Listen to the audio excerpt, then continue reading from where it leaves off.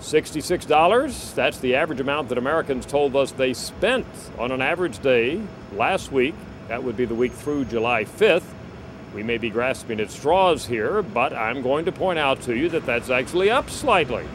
It's by a few dollars as high as we have seen our average spending going back to mid-May, and actually going back through this year, 2009, it's one of the higher amounts that we have seen this year. Not by much, that's why I say grasping at straws, but nevertheless, better to have that up slightly rather than down.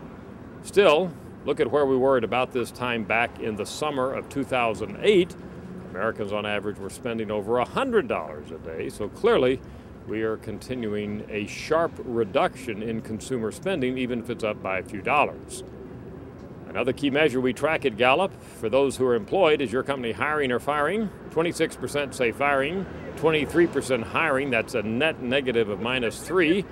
Those numbers basically haven't changed at all this year. Sure, they're up a little one week, down a little another week, but if you look at the long-term trend going back to January of this year, these numbers are kind of stuck in a rut, with slightly more Americans who work saying their companies are firing rather than hiring. And again, unfortunately, if we look back in the summer of 2008, a year ago, you can see the difference by a 20-point margin.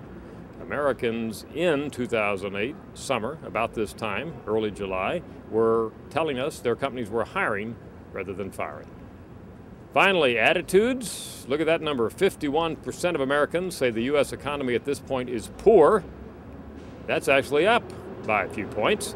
One of the higher, quote, poor, end quote, numbers that we've seen in recent weeks. So Americans certainly are not optimistic at all about where the economy is right now when we ask their attitudes.